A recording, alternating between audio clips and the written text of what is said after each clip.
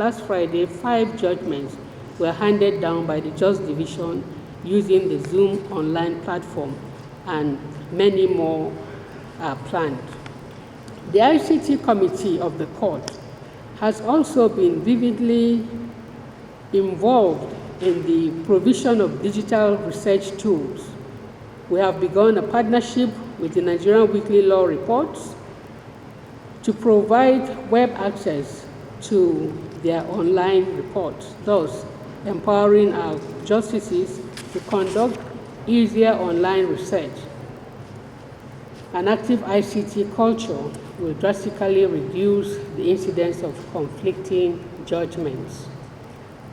There are plans to upgrade the underlying ICT infrastructure in the headquarters so as to support the expansion of the data network of the court. This will allow for the modernization of current and future gadgets such as security cameras. The upgrades will also allow coverage such that a previously static camera can now have built-in intelligence for bomb detection, weapons, concealment, and other threats. In order to improve our internal audits and accounting processes, the management is currently reviewing all software systems with a view to updating or replacing them. Similarly, in order to better project the image of the court and improve communications with court users, the management is redesigning the court website to offer virtual services such as applications for affidavits, certified true copy of processes, and online payments for such services as they may require from the court. These achievements and plans would not have been possible without the hard work and industry of the Court of Appeal Information and Communications Technology Committee, ably headed by my Lord and their sister, Justice Jumai Hanatu Sanki, the presiding justice of the Bombay Division. I also thank the members of the Information Technology Department and urge you all to sustain the good work. In order to achieve speedy, comprehensive resolution of disputes, the court had hitherto introduced a system of appellate alternative dispute resolution, ADR, via the Court of Appeal Conciliation and Mediation Program. This led to the development of new ADR rules and practice directions. I think it is proper to state here that the justices or judges general, the judiciary was excluded from the monetization of houses. So we don't have houses. We are not allowed to buy our houses. We cannot even buy our houses because, like the Court of Appeal, we move from one division to the other. We have 20 divisions. So if, for instance, you sell the house to the person who is in Abuja division, if he's posted to Akure division, what happens? Who will occupy this house and where will he live in Akure? So those are some of the challenges we have. And the justices of the Court of Appeal move from place to place. We cannot move with our families. Our families must be somewhere. It is, however, necessary to state that the Court of Appeal is plagued with aged, deteriorating houses. The reason is not far-fetched. Most of the houses the justices occupy are in fact older than the Court of Appeal itself, being houses donated by the then regional authorities. These structures are overdue for replacement. I'm looking at the direction of the Honorable the Attorney General, the Governor, and the Minister of Housing. That's why I say we have stakeholders. There are stakeholders. And we thank you all for coming to listen to us so that you will not only listen but also take away our problems. And I'll pray that you will remain restless until you find solutions to our problems. Alas, the Court of Appeal has very meager budgetary allocation, which cannot sustain the development of new infrastructures our structures being all drawn up by repairs of ancient buildings.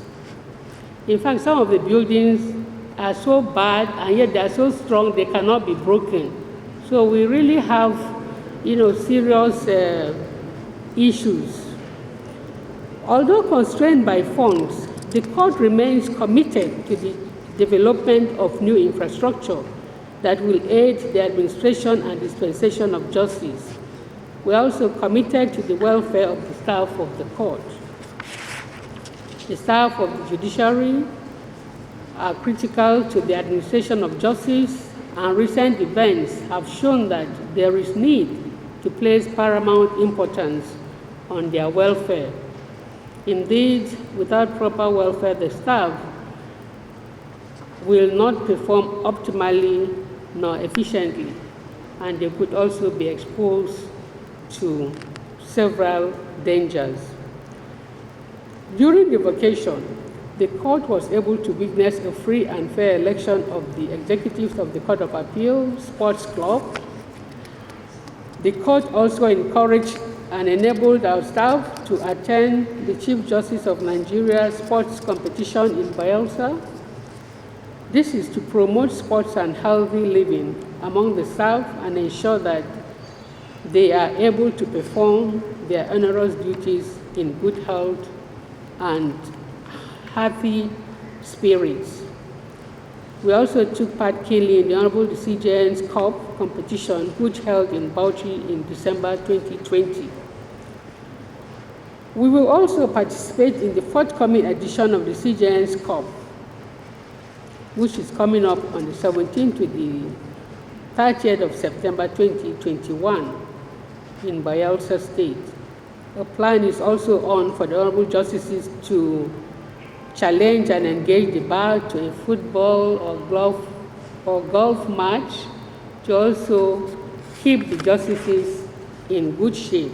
By comparison, a This Day newspaper publication on the 4th day of May 2020 reported that in South Africa, the honorable judges in the High Court and the Labour Court earn annual basic salaries of 1.4 million rand, which is equivalent to 40.85 million naira.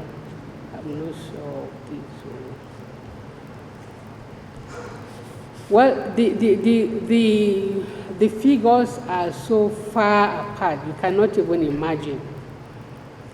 The President of the Supreme Court earns just over 2 million. That is 58.37 million naira a year.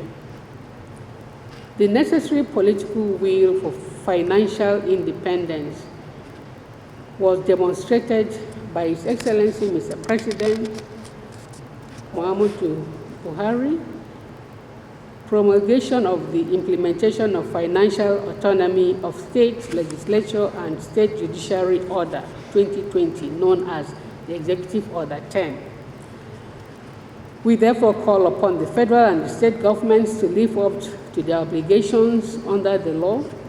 I also implore the governments of the Federation and the states to urgently review the salaries and allowances of judicial officers and staff. The salaries of justices are static, with no graduation, as in the civil and public service. We have been on one salary scale for over 10 years now. We don't move like grade 1, grade 2, grade 3. If you're receiving 600, you continue to receive 600 10 years after. We still receive 600. Finally, I call on the government to increase allocations that will enable us to introduce technological innovations that will improve adjudication. Technology is a key feature in the court's drive to improve justice delivery. On assumption of office last year, I made the use of visual platforms prioritized for meetings, trainings, and conferences. This was especially in line with the need for social distancing and prevention of the spread of COVID-19. The visual platforms have since speeded up justice delivery and made it more user-friendly in line with the 21st century advancements.